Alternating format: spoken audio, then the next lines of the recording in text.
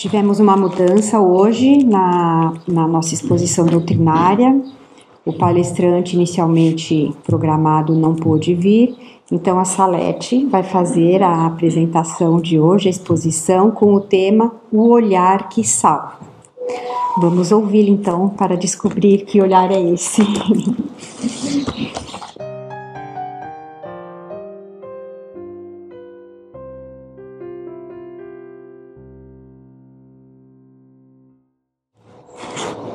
Boa tarde, meus queridos. Boa tarde. Sempre muito bom estar aqui. É sempre uma oportunidade de trabalho que eu agradeço imensamente à espiritualidade amiga, né, que me faz estar aqui neste momento. Então, que Jesus nos abençoe a todos. Bom, o tema, então, escolhido por inspiração, é claro, o olhar que salva. Nós estamos no mês Setembro Amarelo, né? E falamos durante todo este mês com mais ênfase na questão do suicídio. Inclusive, na segunda-feira desta semana, o André fez uma palestra aqui sobre esse tema. E o título é Levanta-te e Anda, né, Roberta, se eu não me engano. Então, quem não assistiu a palestra na segunda-feira, quiser assistir pelo YouTube, ela fica gravada, Levanta-te e Anda. Excelente. Eu vou falar brevemente aqui sobre o suicídio. Muitas pessoas, né, há muitos casos de suicídio, e a gente fica se perguntando, às vezes a pessoa que aparentemente tem tudo, por que, né, escolhe esse caminho? E eu costumo ouvir, às vezes, que a pessoa que anuncia que vai se matar, ela é porque ela não vai, né? Que é aquele que a gente menos desconfia que pode cometer o ato. Mas eu tenho uma história verídica, né? Infelizmente verídica, para contar sobre isso.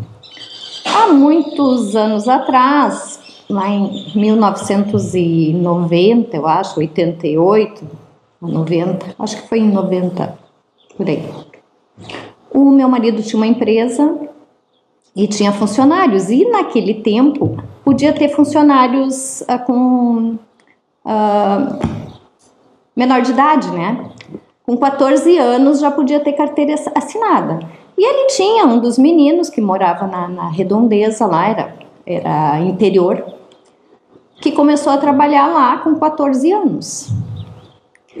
E ele, muito alegre, brincalhão, sabe como é que é o horário de intervalo, né? Sempre tem aquelas conversas entre eles, né? Animadas, às vezes não. E esse menino falava que quando ele fizesse 18 anos ele ia se matar. E as pessoas, ai, como assim? Né? Porque aparentemente não tinha nenhum motivo. E ele foi crescendo, né, na empresa, né? Ele já tinha, então, perto dos 18 anos, lá pelos 17, por aí, eu acho, 16, 17, ele já tinha a sua casinha própria. Porque, como é interior, as pessoas não têm, assim, um terreninho, elas têm uma área de terra. Então, ele fez uma casinha, um chalezinho na área de terra, né, dos pais, da família. Então, ele tinha a sua casinha, tinha o seu salário, né, tinha uma namoradinha. E ele falou isso várias vezes. Inclusive, eu escutei ele falar. E no dia que ele fez 18 anos, era um final de semana, ele comemorou os 18 anos e pediu para a namoradinha ir embora, né? Que às vezes eu acho que ela passava a noite com ele. Pediu para ela ir embora e ele se enforcou no dia que ele completou os 18 anos. E ficou todo mundo estarrecido, né? Porque ele falava, mas todo mundo achava que era da boca para fora. Né? Porque na verdade ele não tinha um motivo aparente que a gente pudesse, não, ele pode cometer mesmo, né, esse ato. Não tinha. ele falava rindo. E aquilo chocou, tanto é que eu nunca esqueci essa história e até de vez em quando lembro, né, faço uma prece para ele.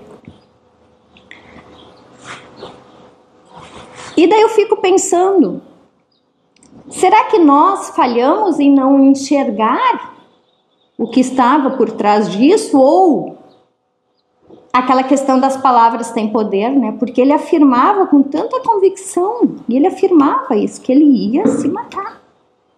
Ele ia tirar a própria vida quando ele completasse os 18 anos. E fez, né? Porque as palavras têm poder, né? Uma obsessão, talvez.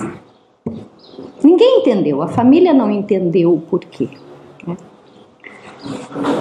E às vezes, né, ele cometeu esse ato.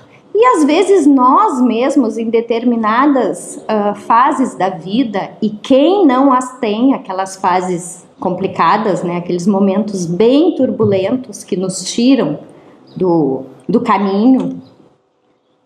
E eu posso dizer isso eu posso dizer que eu já passei por um momento desses, e acredito que todos aqui tenham passado por momentos difíceis, né? Tendo a consciência já espírita que tirar a própria vida não vai resolver, só vai piorar a situação, num momento bem complicado de uma depressão profunda, processo obsessivo, eu tinha consciência de que tirar a própria vida não era o caminho, mas eu fazia coisas que colocavam minha vida em risco. Olha como isso é sério. Então, uma das coisas que eu fazia, eu gosto de correr. Eu ia correr à noite, sozinha, e não era em Garopaba, tá? Era uma cidade onde, apesar de ser mais pro interior, mas não é uma cidade segura, que é Novo Hamburgo. Eu ia correr sozinha, ou de manhã cedinho, bem cedinho, tipo 5h30, 6 horas da manhã, que estava todo mundo dormindo, ou à noite. Eu ia correr. Quando eu ia passear aqui por Garopaba, que eu ainda não morava aqui, eu ficava sentando nos penhascos, colocando a vida em risco. Até que aconteceu uma situação em que eu realmente fiquei com medo e eu pensei, puxa, o que eu estou fazendo? Que eu agradeço, né? Provavelmente foi meu anjo guardião que me colocou realmente numa situação de risco para que eu, né, voltasse a si, poxa.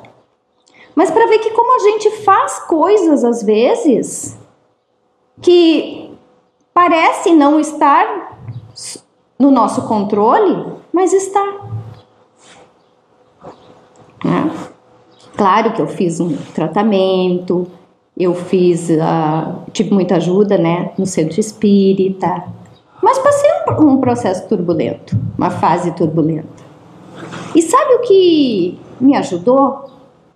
É quando aquele olhar de alguém que está fora, que te olha e diz, tu não está bem, tu não é a pessoa que eu conheço, tu não é assim, o que está acontecendo contigo?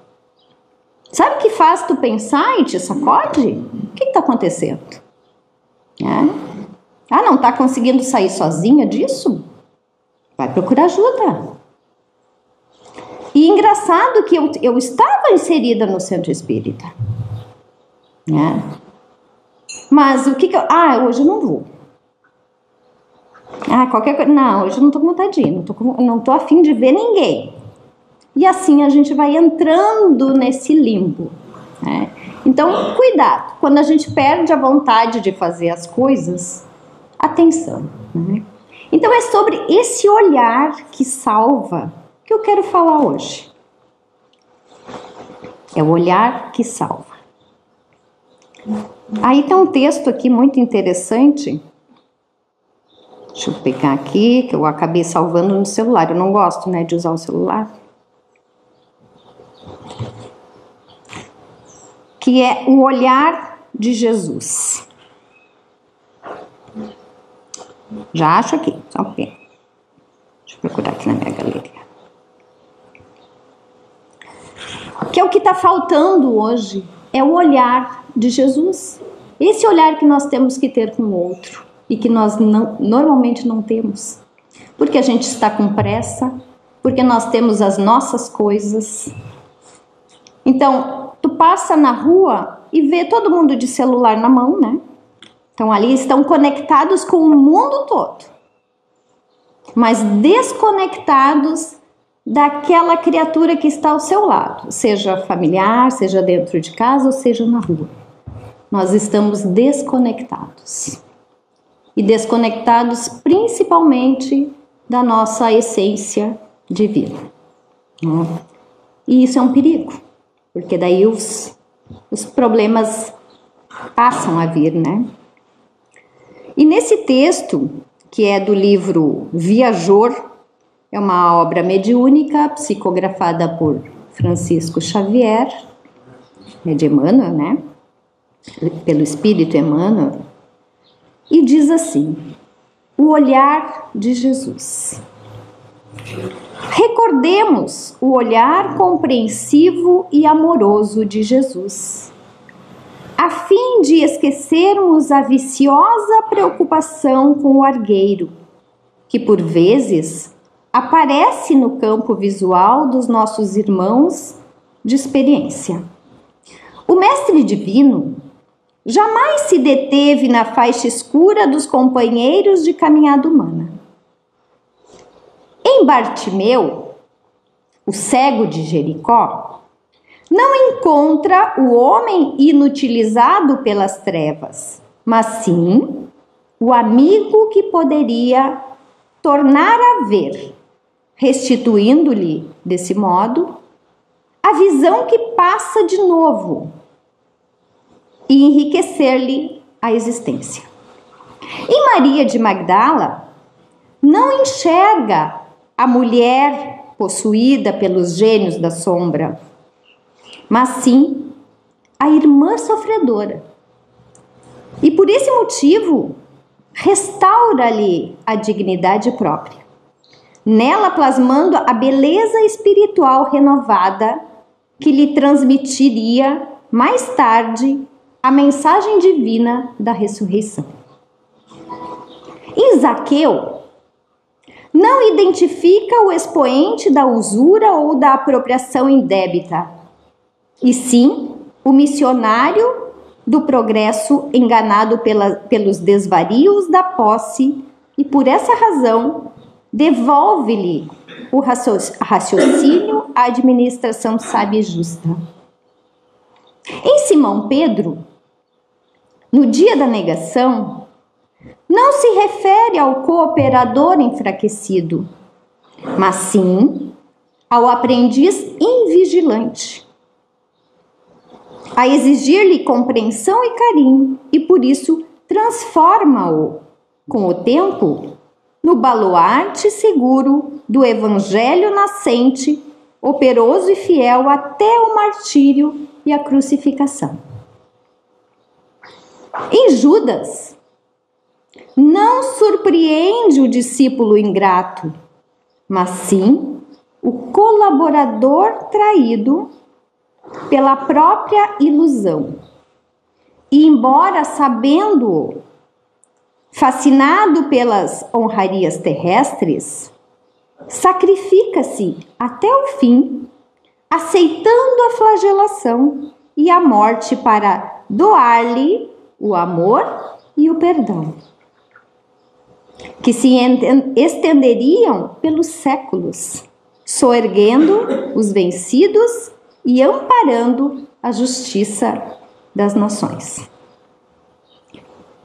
Busquemos algo do olhar de Jesus para nossos olhos, e a crítica será definitivamente banida do mundo, de nossas consciências, porque então teremos atingido o grande entendimento que nos fará discernir em cada companheiro do caminho, ainda mesmo quando nos mais inquietantes espinheiros do mal, um irmão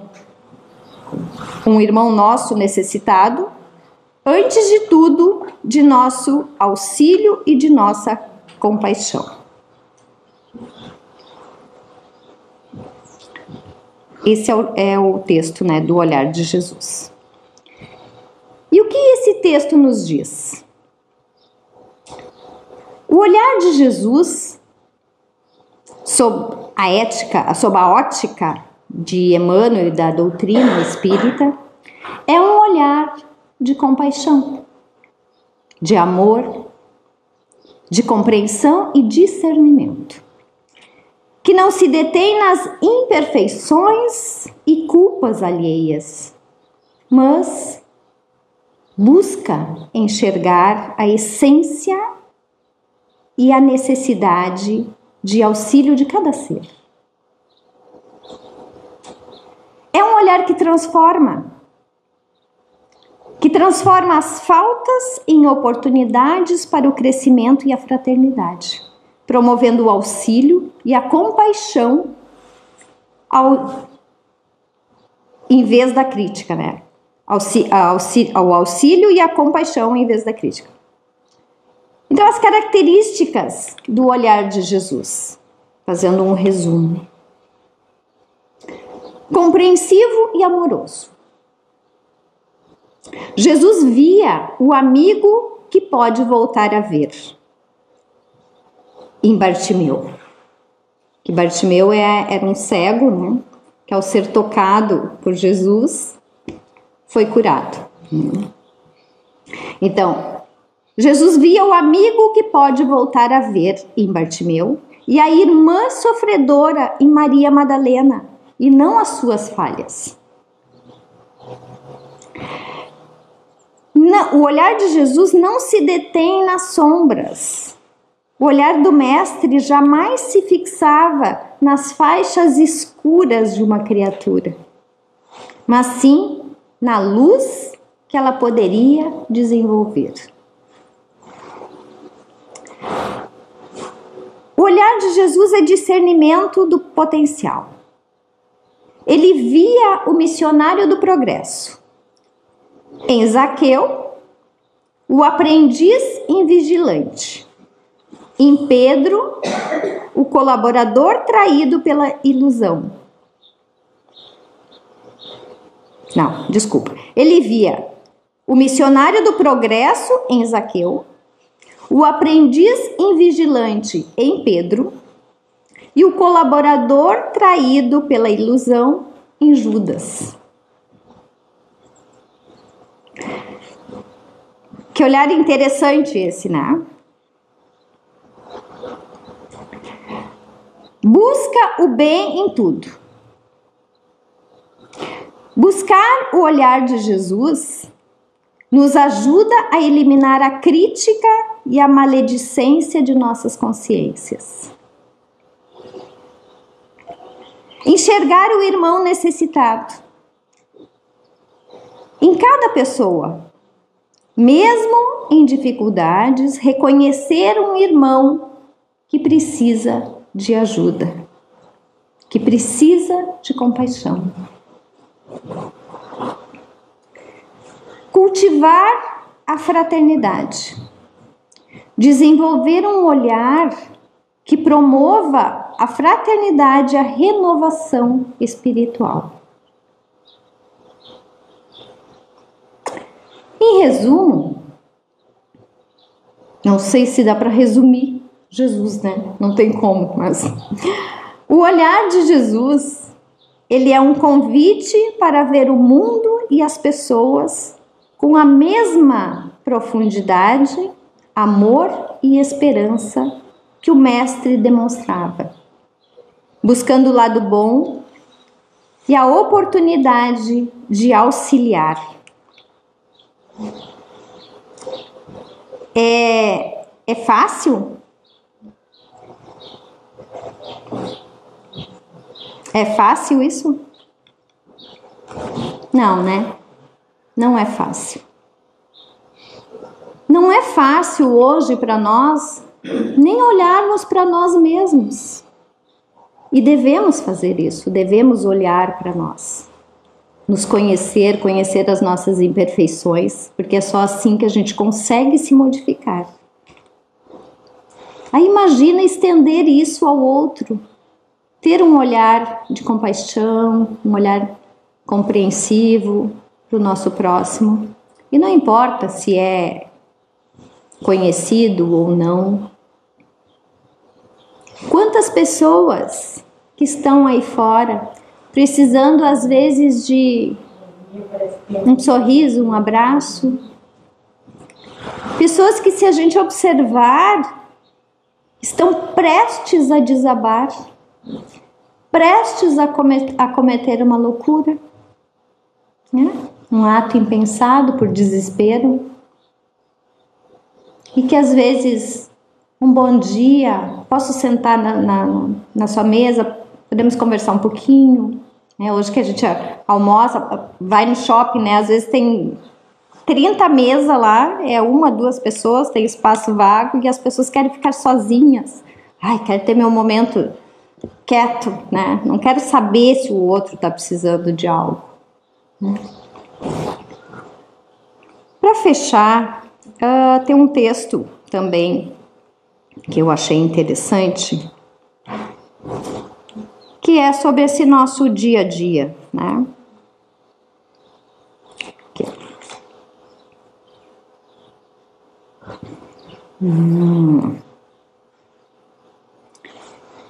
É um texto que eu pesquisando, né?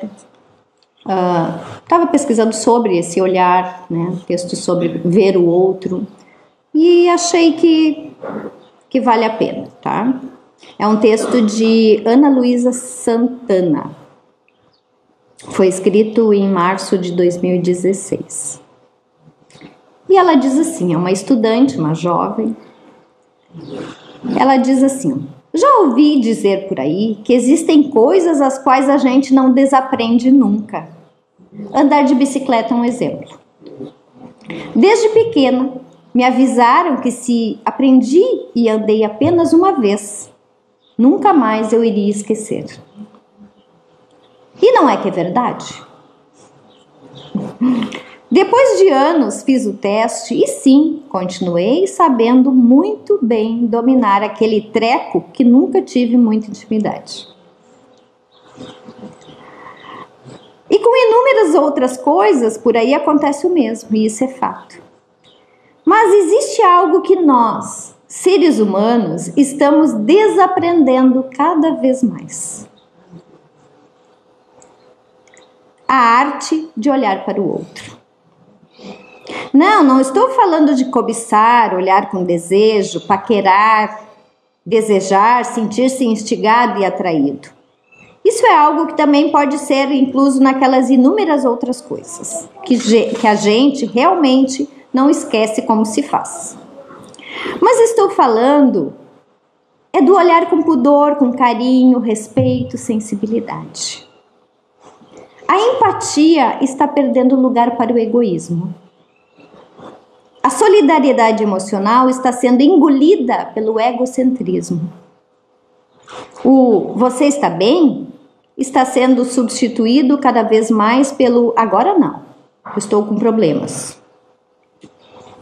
A disposição para, ao menos, tentar entender o outro, seja qual for a sua situação, não está sendo maior do que os julgamentos e as condenações.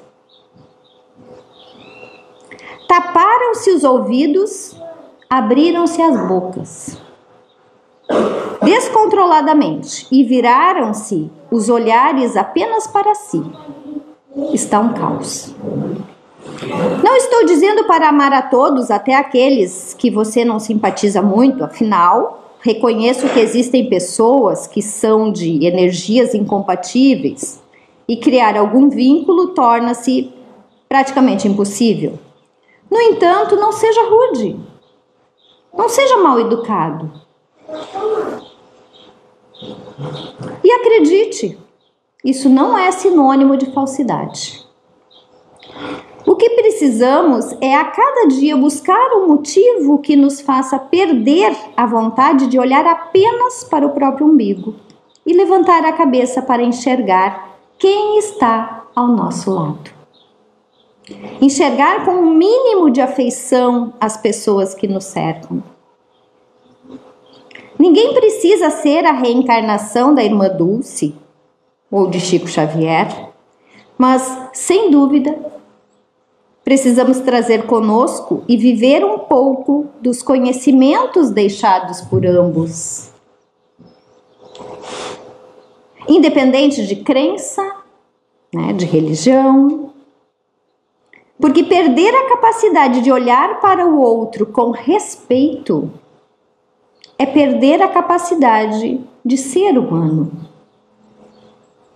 E quando tal capacidade é perdida, aí tudo adoece por dentro.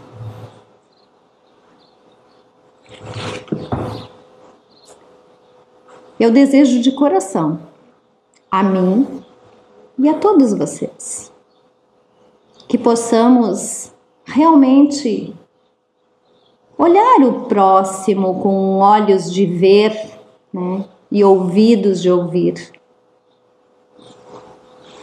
Há tanta gente necessitada aí fora.